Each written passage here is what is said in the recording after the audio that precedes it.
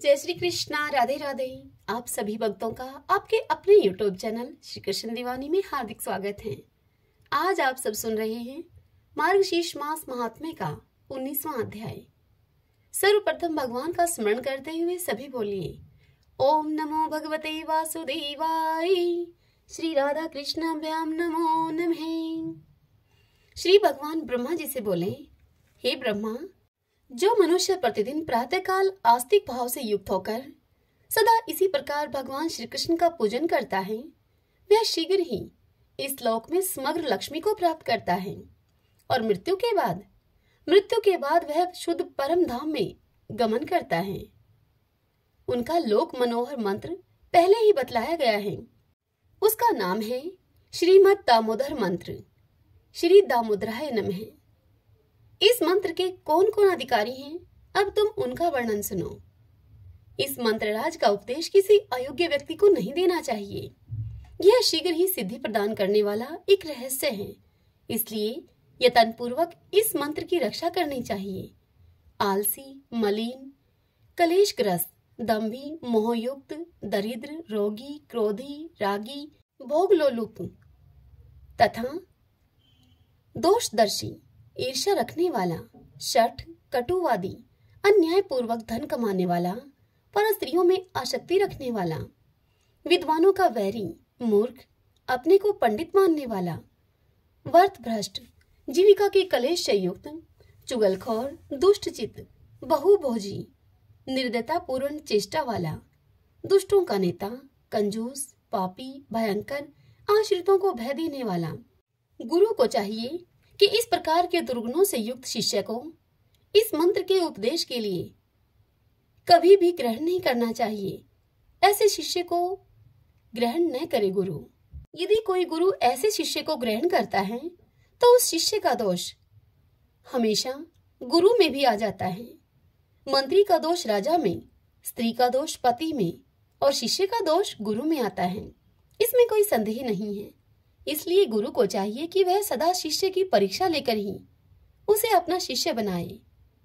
जो मन, वाणी और शरीर से गुरु की सेवा में तत्पर रहने वाला हो, जिसमें चोरी की वृत्ति का सर्वथा ही अभाव हो, जो आस्तिक होने के साथ ही मोक्ष के लिए उद्योगशील हो, ब्रह्मचर्य का पालन करने वाला हो, सदा दृढ़ता पूर्वक व्रत में स्थित रहता हो, जिसकी पाप में प्रवृत्ति न हो, जिसका मन प्रसन्न और अंतःकरण निर्मल हो, जिसमें शठता का अभाव हो, जो शुद्ध परोपकारी और स्वार्थ कामना से रहित हो, अपने तन, मन और धन से गुरु को संतुष्ट रखने वाला हो, अपने आश्रित लोगों को प्रसन्न रखने वाला और पवित्र हो, ऐसे ही शिष्य को मंत्र का उपदेश दें, अन्यथा मंत्र का उपदेश नहीं दें। अब गुरु का लक्षण तुमसे बतलाता हूँ। हे ब्रह्मा, जिसका चित्त सम और शांत हो, जो क्रोध रहित, सभी लोगों का सुहृदय हो, साधु हो, महात्मा, लोक में सब पर समान दृष्टि रखने वाला हो, वह गुरु कहा गया है। जो सदा मेरे व्रत को धारण करता है, वैष्णव लोग जिसे सम्मान भरी दृष्टि से देखते हैं, जो मेरी कथा वार्ता में अनुरक्त और उत्सवों में संलग्न रहता है, जो दया सागर, पूर्ण काम, सर्वभूतोपरि, सब ओर से निष्प्रह, सिद्ध, सर्व विद्या विशारद, समस्त संशयों का निवारण करने वाला और आलस से रहित है, जो सभी कालों का ज्ञाता है तथा सब पर अनुग्रह रखता है, ऐसा आदरणीय ब्राह्मण गुरु कहा गया है। पहले बतलाई हुई लक्षणों से युक्त शिष्य ऐसे गुरु से मेरी प्राप्ति कराने वाला मार्गशीर्ष मास में बताए गए दामोदर मंत्र का उपदेश ग्रहण करें। विद्वान पुरुष को चाहिए कि वह वैष्णवों के व्रतों को स्वीकार करे। जो मुझे प्रिय लगने वाले परम उत्तम श्रीमद् भागवत महापुराण का पाठ करता है, उसे प्रत्येक अक्षर पर कपिला गौ के दान का फल मिलता है। जो प्रतिदिन श्रीमद् भागवत के आधे या चौथाई श्लोक का पाठ करता अथवा सुनता है, उसे सहस्त्र गौदान का फल मिलता है। जो प्रतिदिन पवित्र चित्त होकर भागवत के श्लोक का पाठ करता है, उसे 18 पुराणों के पाठ करने का फल मिलता है। जहाँ नित्य मेरी कथा होती है, वहाँ वैष्णवगण स्थित होते हैं। जहाँ पर सदा मेरी पूजा करते हैं, वे मनुष्य कलयुग के बाहर हैं। जो कलयुग में अपने घर पर प्रतिदिन भागवत शास्त्र की पूजा करते हैं, उनके ऊपर मैं प्रसन्न होता हूँ। हे बेटा ब्रह्मा, जितने दिनों तक घर में भागवत शास्त्र रहता है, उतने दिनों तक पितृ दूध, घी और मधु के साथ जल पीते हैं। जो भक्ति पूर्वक वैष्णव विद्वान को भागवत शास्त्र देते हैं, वे मेरे लोक में निवास करते हैं। जो अपने घर पर सदा भागवत शास्त्र की पूजा करते हैं, उनके उस पूजन से सभी देवता प्रलय काल तक के लिए तृप्त हो जाते हैं। सदा मेरी प्रसन्नता के लिए सबको वैष्णव शास्त्रों का संग्रह करना चाहिए। कलयुग में जहां जहां परम पवित्र भागवत शास्त्र रहता है, वहां वहां मैं संपूर्ण देवताओं के साथ सदैव निवास करता हूँ। वहीं संपूर्ण तीर्थ, नदी, नद, सरोवर, यज्ञ, सातों पुरी तथा संपूर्ण पवित्र पर्वत निवास करते हैं। धर्म बुद्धि पुरुष को पाप के नाश और मोक्ष की प्राप्ति के लिए सदा भागवत शास्त्र का श्रवण करना चाहिए। श्रीमद् भागवत परम पवित्र, आयु, आरोग्य तथा पुष्टि को देने वाला है। इसके पढ़ने और सुनने से मनुष्य सभी पापों से मुक्त हो जाता है। जो मनुष्य परम उत्तम श्रीमद् भागवत को न तो सुनते हैं और न ही सुनकर प्रसन्न ही होते हैं, उन मनुष्यों पर सदा यमराज का प्रभुत्व रहता है। यह सर्वथा सत्य बात है। जिसके घर में भागवत का एक या आधा श्लोक भी लिखकर रखा हुआ है, उसके यहाँ मैं स्वयं निवास करता हूँ। जो मेरी कथा बाँचता है, मेरी कथा सुनने में संलग्न रहता है और मेरी कथा सुनकर जिसका मन प्रसन्न होता है, उस मनुष्य को मैं कभी नहीं छोड़ता। जो श्रीमद् भागवत का दर्शन करके उठकर खड़ा हो जाता है और बारंबार प्रणाम करने के द्वारा उसका सम्मान करता है, उसको देखकर मुझे अनुपम प्रसन्नता होती है। हे ब्रह्मा, जो दूर से ही भागवत शास्त्र को देखकर उसके सामने जाता है, उसे पग पग पर अश्वमेध यज्ञ का फल प्राप्त होता है। इसमें तनिक भी संदेह नहीं। जो मनुष्य श्रीमद् भागवत को सुनते हैं, मैं उनके वश में हो जाता हूँ। जो वस्त्र, आभूषण, पुष्प, धूप, दीप और नाना प्रकार के उपहारों के साथ भक्ति पूर्वक मेरी प्रसन्नता के लिए श्रीमद् भागवत को सुनते हैं, वे मुझे वश में कर लेते हैं। ठीक उसी प्रकार से जैसे कि साध्वी स्त्री अपने श्रेष्ठ पति को वश में कर लेती है। भगत जनों, अभी अभी हम सभी ने मार्गशीर्ष मास में श्रीमद् भागवत पुराण की कथाओं को सुनने का कितना प्रभाव है, वह सब जाना। अति शीघ्र ही हम सब भी इसी वीडियो में श्रीमद् भागवत की कथाओं का रसपान किया करेंगे, क्योंकि हम सभी ने बड़ी तेजी से मार्गशीर्ष मास की सभी कथाओं को सुन लिया है। अभी 2 ही अध्याय बचे हैं केवल। इसके बाद हम प्रतिदिन इसी समय इसी वीडियो में श्रीमद् भागवत पुराण की कथाओं का रसपान भी करेंगे। श्रीमन नारायण नारायण हरि हरि, भजमन नारायण नारायण हरि हरि। श्री महादेव जी देवी पार्वती से कहते हैं, हे पार्वती, अब तुम 17वें अध्याय की अनंत महिमा का श्रवण करो। राजा खड़गबाहु के पुत्र का दुशासन नामक एक नौकर था। वह बड़ी खोटी बुद्धि का मनुष्य था।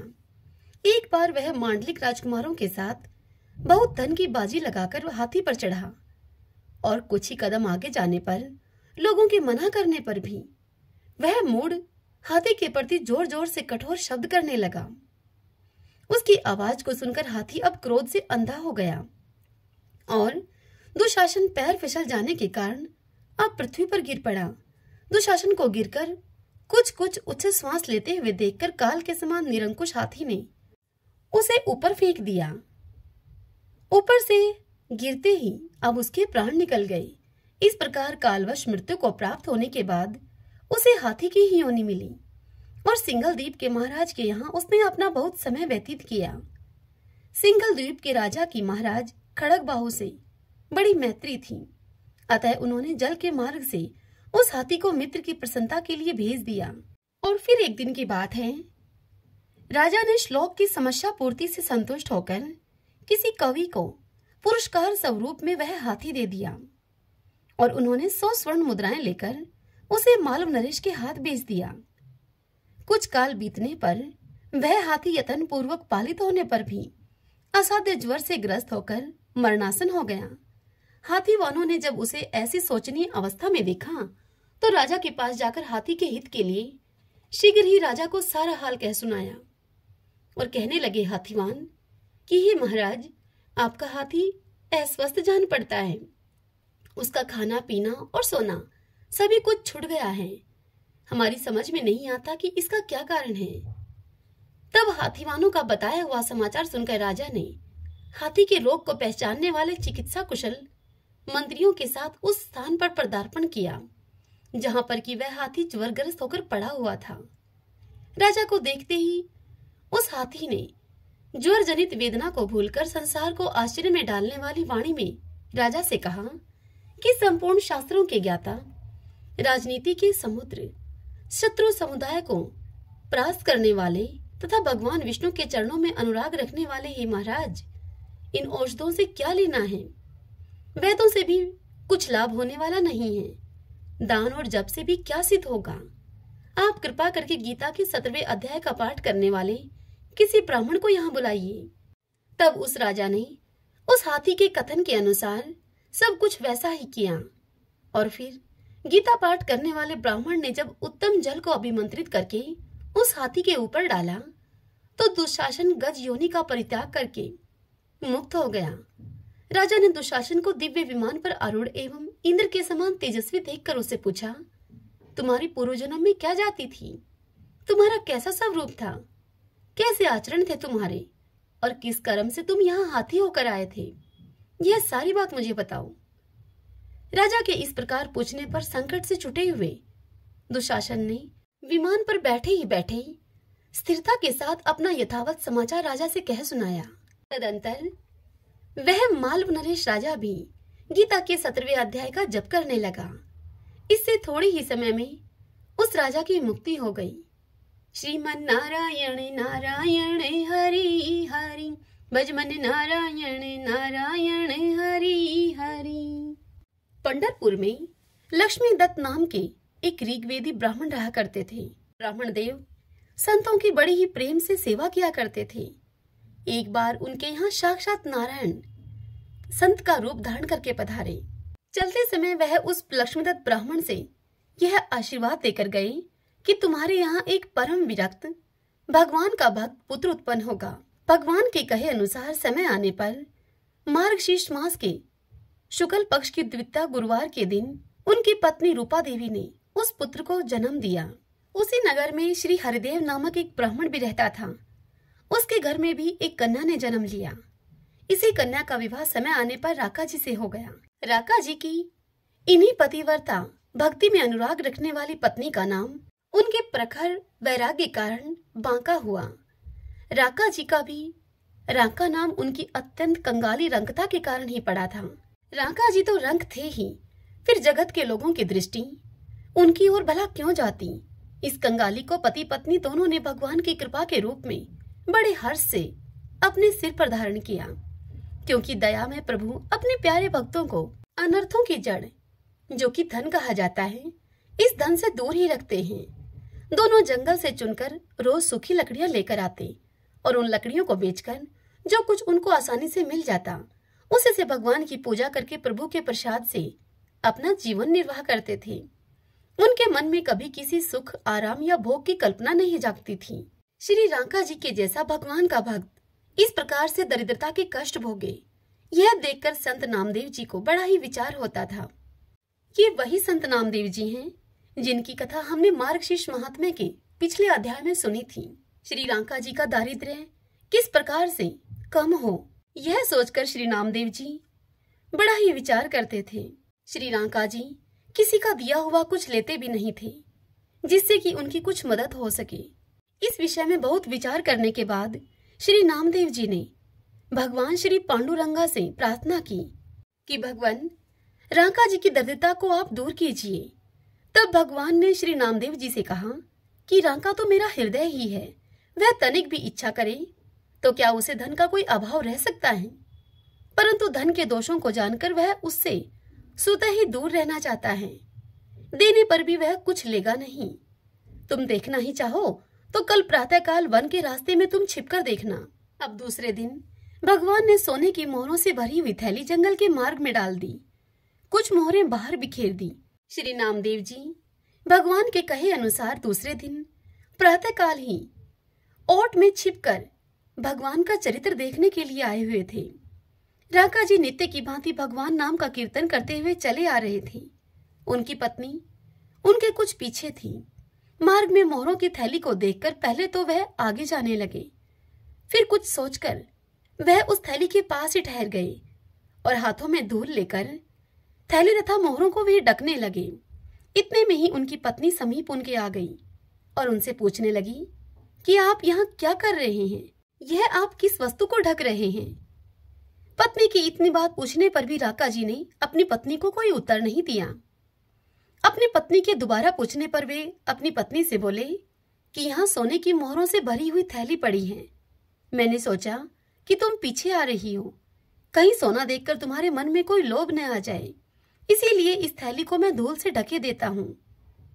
धन का लोभ मन में आ जाए तो फिर भगवान का भजन नहीं होता है।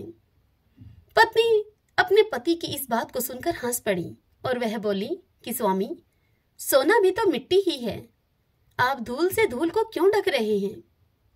राका जी झट से उठ खड़े हुए और पत्नी की बात को सुनकर बड़े ही प्रसन्न होकर वे अपनी पत्नी से बोले, तुम धन्य हो, तुम्हारा ही वैराग बांका है।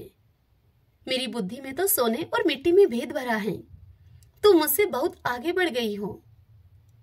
श्री नामदेव जी राका और बांका का यह वैराग्य देखकर भगवान से बोले कि प्रभु, जिस पर आपकी कृपा दृष्टि होती है उस मनुष्य को तो आपके सिवा त्रिभुवन का राज्य भी नहीं सुहाता।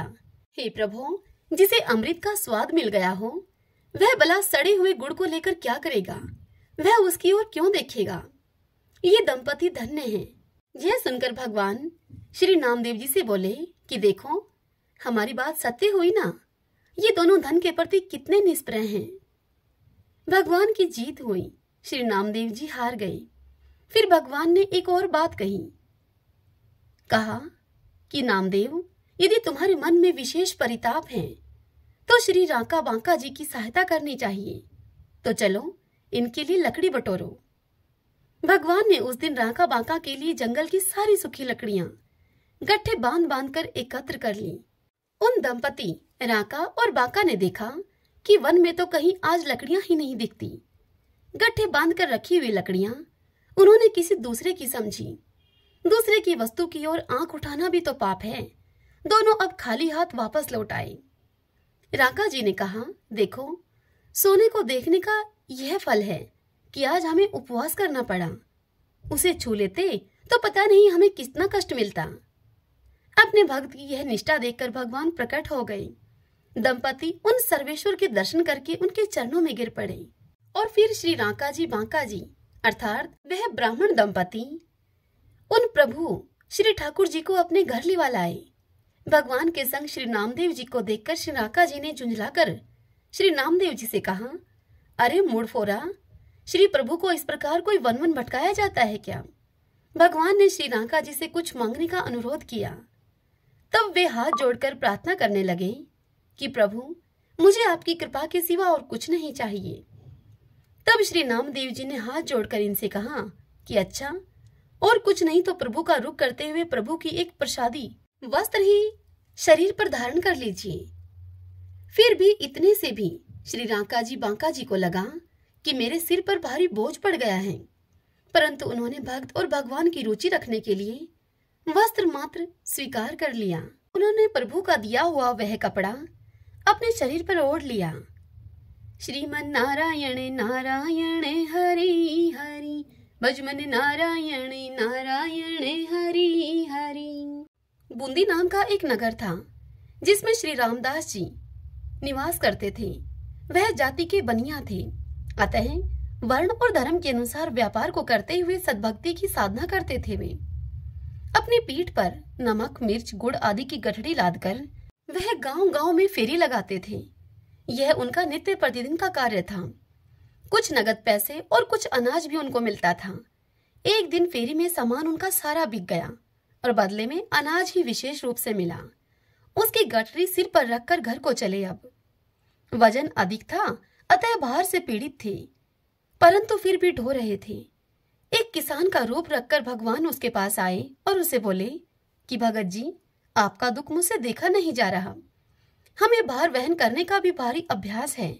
हमें भी बूंदी जाना है, आपकी यह गठड़ी मैं आपके घर पहुंचा दूंगा। ऐसा कहकर भगवान ने भगत के सिर का भार अपने ऊपर ले लिया और तीव्र गति से आगे बढ़े। थोड़ी ही देर में भगवान इनकी आंखों से ओझल हो गए। अब ये श्री रामदास जी सोचने लगे कि मैं तो इसे जानता भी नहीं हूँ और यह भी शायद मेरा घर नहीं जानता होगा। अच्छा, जाने दो, राम करे सो होए। अब राम कीर्तन करते हुए श्री रामदास जी आगे चले। मन में आया कि आज तो थका हुआ हूँ, घर पहुंचते ही यदि मुझे गर्म जल मिल जाए तो झट से मैं स्नान करके अपनी सेवा पूजा कर लूं। और आज कड़ी फुल्की का भोग लगे भगवान को तो अच्छा है। इधर किसान रूपधारी भगवान ने इनके घर आकर गठड़ी इनके घर में पटक दी और ऊंची आवाज में पुकार कर कह दिया कि भगत जी आ रहे हैं, नहाने के लिए पानी गर्म कर लो और भोग लगाने के लिए कड़ी और फुल्का बना लो। यह कहकर वह किसान रूपी भगवान तो चले गए। कुछ क्षण के बाद श्री रामदास जी अपने घर को आए तो देखा कि उनके अनाज की गठड़ी उनके आंगन में पड़ी है। यह देखकर उनकी पत्नी ने उनसे कहा कि पानी गर्म हो चुका है, आप झट से स्नान कर लो, कढ़ी भी तैयार है, सेवा करोगे तब तक मैं फुलके भी तैयार हो जाएंगे। यह सुनकर श्री रामदास जी ने अपनी पत्नी से कहा, यह तो मेरे मन की बात थी, तुमने मेरे मन की बात भला कैसे जान ली? तब उनकी पत्नी ने कहा कि उस गठड़ी लाने वाले ने कहा था। मुझे क्या पता तुम्हारे मन की बात का। अब तो श्री रामदास जी सब समझ गए कि आज राम जी ने भक्त वात्सल्यवश बड़ा ही कष्ट सहा मेरे लिए। अब श्री रामदास जी गर्म पानी से स्नान करके भक्ति करने लगे। जब भगवान का उन्होंने ध्यान किया तब प्रभु ने प्रसन्न होकर उनसे कहा कि तुम नित्य संत सेवा के लिए इतना श्रम करते हो, मैंने तुम्हारी थोड़ी सी सहायता कर दी तो क्या बिगड़ गया। अब श्री रामदास जी पूजा करके भगवान को भोग लगाकर अपने स्थान से उठे। तब उन्होंने अपनी पत्नी से पूछा कि तूने उस गठरी लाने वाले को देखा था क्या? तब उनकी पत्नी ने उन्हें उत्तर दिया कि मैं तो भीतर थी, उस गठरी लाने वाले ने मुझे बाहर से ही आवाज लगाई थी, उसके शब्द बहुत ही मीठे थे।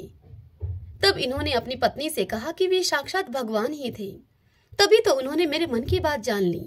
ये प्रभु संत सेवा से अति संतुष्ट होते हैं। अब यदि तुम प्रेम से संत सेवा करोगी तो प्रभु तुम्हें पुनः दर्शन देंगे। अब उनकी पत्नी पछता रही थी कि प्रभु घर तक आए और मैं उनके दर्शन नहीं कर पाई। भगत जी पछताते थे कि मैंने प्रभु के सिर पर बोझ रखा था, यह अनुचित किया मैंने उनके साथ। यह घटना हृदय में उनके घर कर गई। तब से ये श्री रामदास जी सदा ही भगवान के भजन और ध्यान में ही तत्पर रहने लगे। श्रीमन नारायण नारायण हरि हरि, भजमन नारायण नारायण हरि हरि। अब हम श्री विष्णु सहस्त्रनाम स्तोत्र का पाठ करें।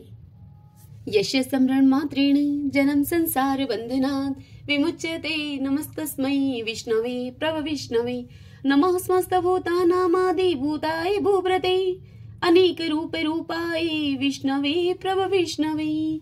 ओम विश्वम विष्णु है वषट्कारो भूत भव्य भवत प्रभु है, भूतकृत भूत भाव भूतात्मा भूत भावने, भूतात्मा परमात्मा च मुक्तानां परमागति है।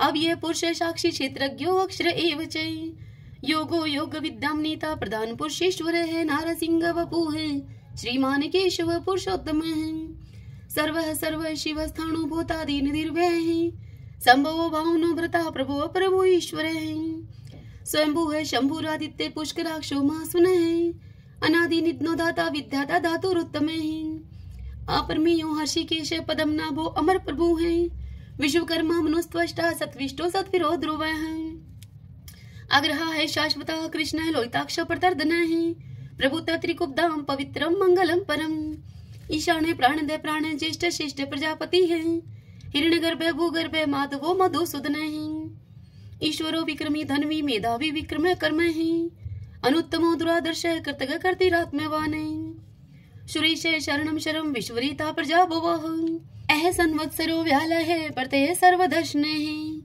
अजय है सर्वेश्वर सिद्ध सिद्धि सर्वादिरच्युत है, वर्षा कपिर में आत्मा सर्वयोग विनीह सरत है, वसु है वसु बना है सत्य समात्मा असम्मति है समय है, अमोघ है पुंडरी काक्षो वर्षकर्मा वर्षा करती है, रुद्रो है बहुशिरा है बबरू है विश्व योनि शुचिश्रवा है, अमृत शाश्वत स्थाणु वरारो महातपा है, सर्वज्ञ सर्व विद्वानो विश्वक्षेनो जनार्दन है।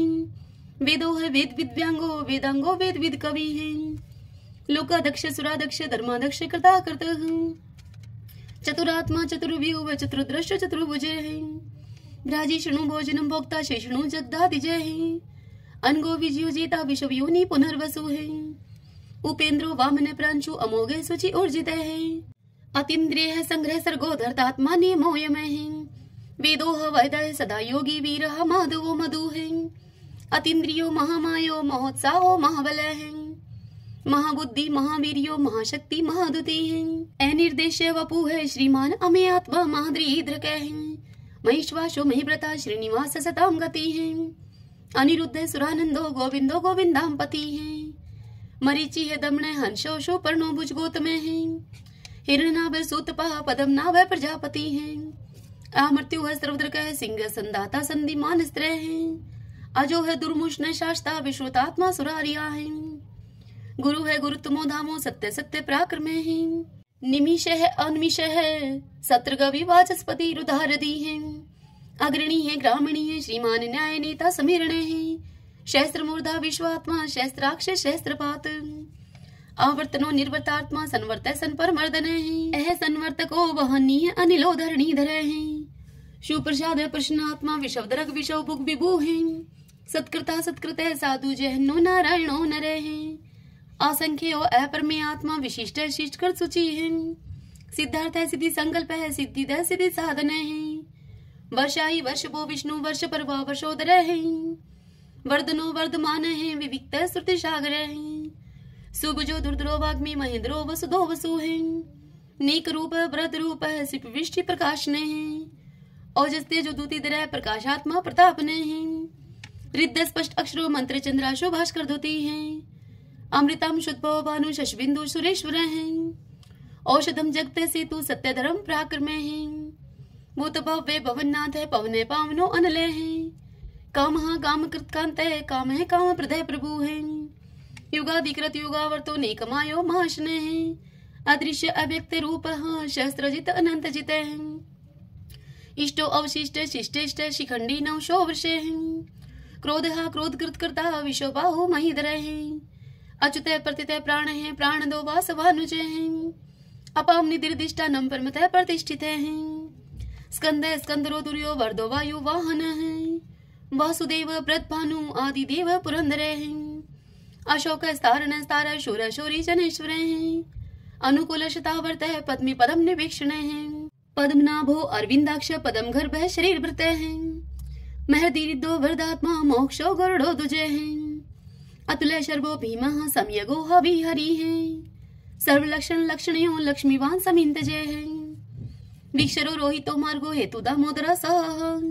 महिद्रय महाभागो वेगवान मिताशन है। उद्भव शोभनो देव श्री गर्भ परमेश्वर है।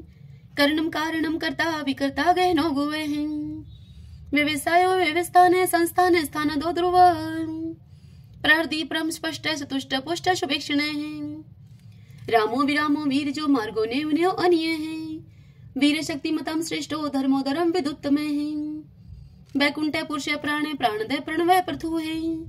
हिरण्यगर्भ शत्रुघ्नो व्याप्तो वायुर्दोक्ष जय है। ऋतु है सुदर्शन काल परमेष्टि परिग्रह है। उग्र संवत्सरो दक्षो विश्रामो विशव दक्षिण है। विस्तार स्थावर स्थाणु परमाणम बीजम व्ययम।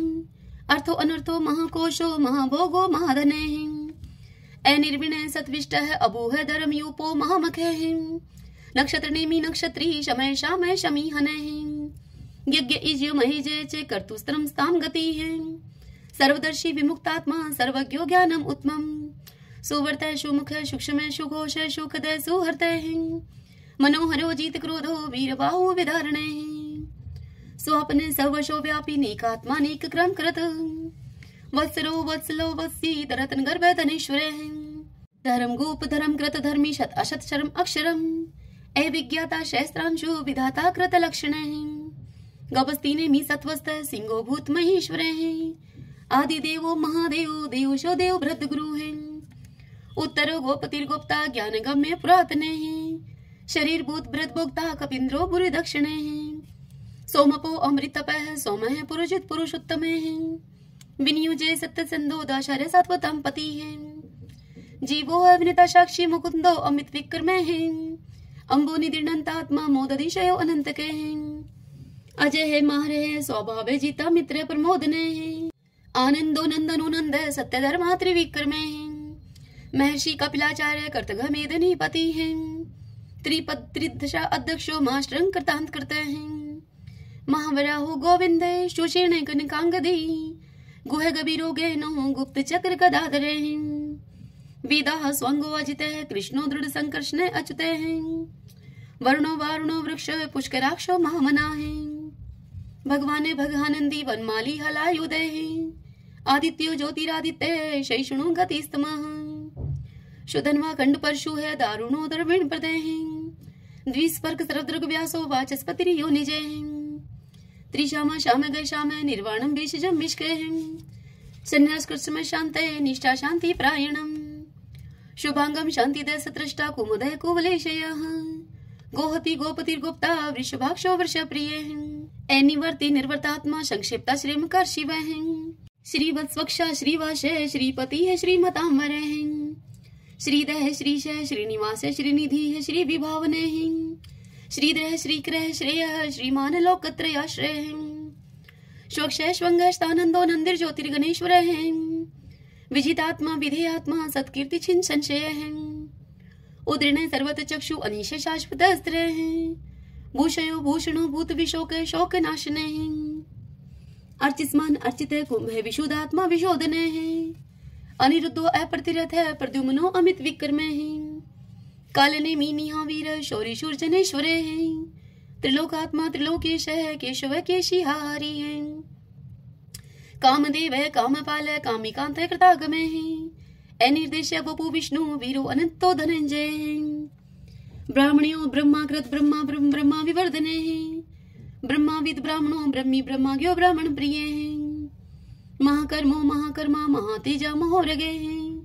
महाक्रतु महायज्वा महायगो महावी हैं। सत्वय स्तव प्रिय स्तोत्रम स्तुतरण प्रिय हैं। पूर्ण पुरिता पुण्य पुण्य कीर्ति अनामय हैं। मनोजव तीरथ करो वसुरेता वसु प्रदय हैं। वसु प्रदो वासुदेवो वसु है वसु मनाहावी है। सदगति है सत्कृति है सत्ता सद्भूति सत्य प्रायणे है। सूरसेनो यदुश्रेष्ठ है सन्निवास है स्वयामुने हैं। भूतावासो वासुदेव सर्वासु निलयो अनिलय हैं। द्रपहा द्रुप्तो द्रुप्तो दुर्दुरो अपराजित हैं। विश्वमूर्ति महामूर्ति दीप्तमूर्ति अमूर्तिमान है।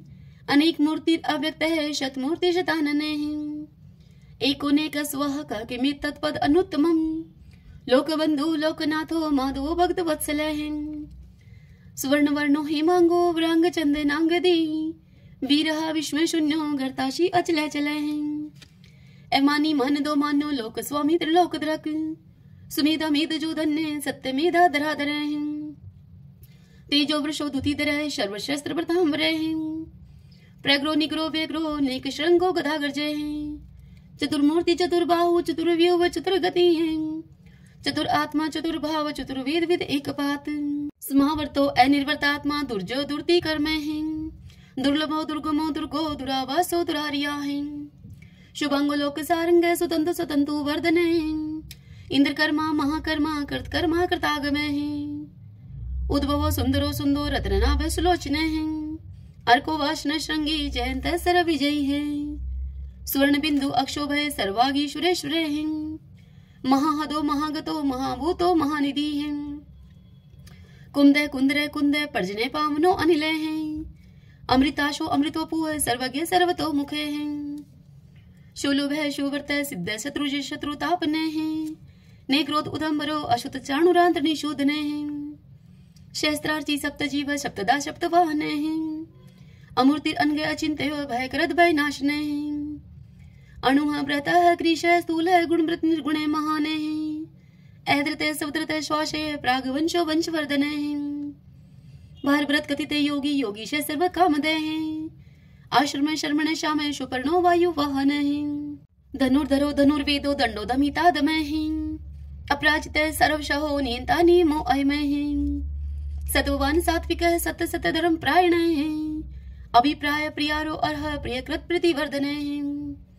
विहार शक्ति ज्योति है, सुरुचि उद्भुग विभु है, रवि विरोचन सूर्य है, सविता रवि लोचन है, अनंत हूत भूत भोक्ता सुख दोनिक जो अग्रज है, निवृण सदामर्षि लोकधिष्ठानम अद्भुत है, सनातन तमय कपिल है कपिल पे है, स्वस्ति स्वस्ति कृत स्वस्ति स्वस्ति भुक स्वस्ति दक्षिण है, रुद्र कुंडली चक्री विक्रम उचित शासन है, शब्दातिक शब्दशः शिशिर शर्वरी करे हैं, क्रूर पेशलो दक्षो दक्षिण शमीणांबर है, विदुत्मा विद्भय पुण्य श्रवण कीर्तन है, उत्तारणो दुष्कृति पुनोदश पन्नाशन है, वीरहा रक्षण संतो जीवन प्रिय वस्थित है, अनंत रूप अनंत श्री जीत वन्यो व्यापय, चतुरस्रो गभीरात्मा विदिशो व्याधीशो दिशे, अनादिर्पूर्व लक्ष्मी सुवीरो रुचिरांग दय, जननो जन जन्मादि भीमो भीम पराक्रमे है, आधार नीलो ऐधाता पुष्पहास प्रजागरे है, उद्रवग सत्पथाचार्य प्राण दय प्रणवय पणे है, परमाणम प्राण नील्य है प्राण व्रत प्राण जीवन है, ततुम तत्विदेकात्मा जन्म मृत्यु जराति गए हैं, भूर्भुव स्वस्तरुस्तार सविता पर पितामह है, यज्ञो यज्ञपति रेजवा यज्ञांगो यज्ञ वाहन है, यज्ञ व्रत यज्ञ ग्रत यज्ञ यज्ञ भुग यज्ञ साधन है, यज्ञांत कृते गुहाम अन्नम अन्नाद एव च, आत्मयोनि समझातो वेखान साम गायन है, देवकी नंदन सृष्टा शतश पाप नाशन है, शंख व्रत नंद की चक्री शारंग धनवा कदाधर है, रतांग पाणी अक्षोभ सर्व पर हरणायुध है, सर्व पर हरणायुध ओम नमः इति। विष्णु भगवान की जय। ओम नमो भगवते वासुदेवाय। आइए भगतजनों, अब हम श्री कृष्ण चालीसा और भगवान श्री कृष्ण की आरती करेंगे।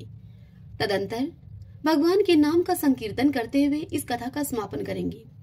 बंशी शोभित कर मधुर नील जलद तन श्याम, अरुण अधर जनु बिंब फल नैन कमल अभिराम, पूर्ण इंद्र अरविंद मुख पीतांबर शुभ साज, जय मन मोहन मदन छवि कृष्ण चंद्र महाराज, जय यदुनंदन जय जगवंदन, जय वसुदेव देव की नंदन, जय यशोदा सुत नंद दुलारे, जय प्रभु भक्तन के दृगतारे, जय नट नागर नाथ नथैया, कृष्ण कन्हैया धेनु चरैया, पुनि नख पर प्रभु गिरिवर धारो, आओ दीनन कष्ट निवारो, बंसी मधुर अधर धर टेरी, होवे पूर्ण विनय यह मेरी, आओ हरि पुनि माखन चाखो, आओ लाज भगत की राखो, गोल कपोल चिबुक अरुणारे, मृदु मुस्कान मोहिनी डारे,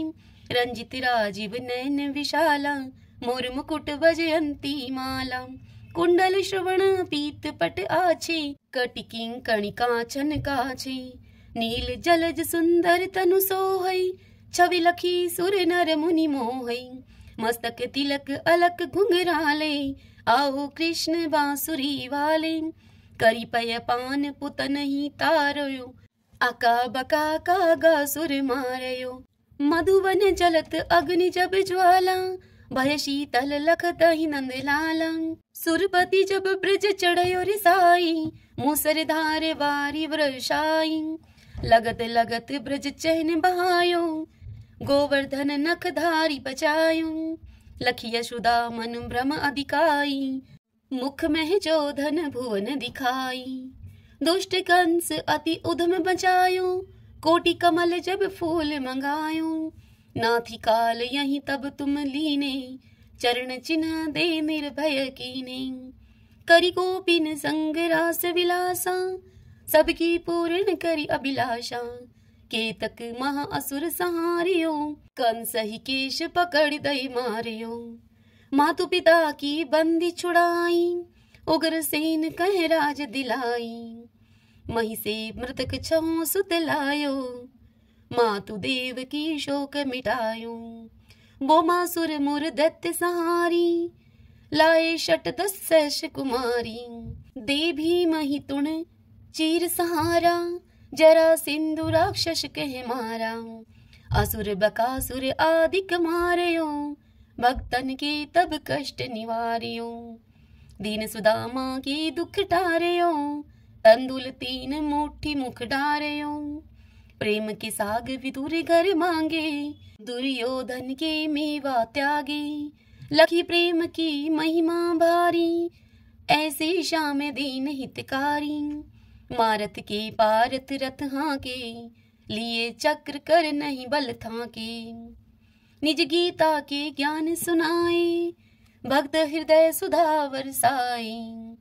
मीरा थी ऐसी मत वाली, विष पी गई बजा करके ताली। राणा भेजा सांप पिटारी, शालीग्राम बने बनवारी। निज माया तुम विधि दिखायो, उरते संशय शकल मिटायो। तब शत निंदा करी तत्काला, जीवन मुक्त भयो शिशुपाला। जब ही द्रौपदी टेर लगाई, दीनानाथ लाज अब जाई। तुरत ही बसन बने नंदलाला, बड़े चीर भय अरि मुँह काला। अस अनाथ के नाथ कन्हैया, डूबत भवर बचावत नैया। सुंदर दास आस उरधारी, दया दृष्टि कीजे बनवारी। नाथ सकल मम कुमति निवारो, क्षमहु वेगी अपराध हमारो। खोलो पट अब दर्शन दीजिए, बोलो कृष्ण कन्हैया की जय। बोलो कृष्ण कन्हैया की जय। यह चालीसा कृष्ण का पाठ करे उरधारी। अष्ट सिद्धि नवनिधि फल लह पदार्थ चारी, लह पदार्थ चारी। ओम श्री कृष्णाय नमो नमः। आइए अब हम श्री कृष्ण भगवान की आरती करते हैं। आरती युगल किशोर की जय, राधे तन मन धन निछावर की जय। रवि शशि कोटि बदन की शोभा, ताहि निरख मेरो मन लोभा। गोर श्याम मुख निरखत राजै, प्रभु को रूप नैन भर पीजे। कंचन थार कपूर की बाती, हरियाए निर्मल भई छाती। फूलन की सीज फूलन की माला, रत्न सिंहासन बैठे नंद लाला। मोर मुकुट मुरली कर सोहे, नटवर वेश देख मन मोहे। ओढ़ो नील पीत पट सारी, कुंज बिहारी गिरवरधारी। श्री पुरुषोत्तम गिरवरधारी, आरती करत सकल ब्रज नारी। नंद नंदन वर्ष भानु किशोरी, परमानंद स्वामी अविचल जोरी। सभी बोलिए श्री कृष्ण भगवान की जय।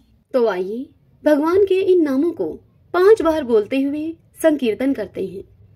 श्री कृष्ण गोविंद हरि मुरारी, हे नाथ नारायण वासुदेव। श्री कृष्ण गोविंद हरि मुरारी, हे नाथ नारायण वासुदेव। श्री कृष्ण गोविंद हरि मुरारी, हे नाथ नारायण वासुदेव। श्री कृष्ण गोविंद हरि मुरारी, हे नाथ नारायण वासुदेव। श्री कृष्ण गोविंद हरि मुरारी, हे नाथ नारायण वासुदेव। सभी बोलिए विष्णु भगवान की जय। श्री राधा कृष्णाभ्याम नमो नमः। भक्तजनों, आज की यह कथा आपको कैसी लगी? यदि आपको यह कथा उपयोगी लगी हो तो इस वीडियो को आप लाइक करें और कमेंट बॉक्स में जय श्री कृष्णा लिखिए। और यदि आप हमारे चैनल पर पहली बार आए हैं तो आप हमारे इस चैनल श्री कृष्ण दीवानी को सब्सक्राइब कर लीजिए। बेल आइकन के बटन को भी प्रेस कर लीजिएगा ताकि आपको आने वाले सभी वीडियोस की जानकारी सबसे पहले उपलब्ध हो सके। हरे कृष्णा।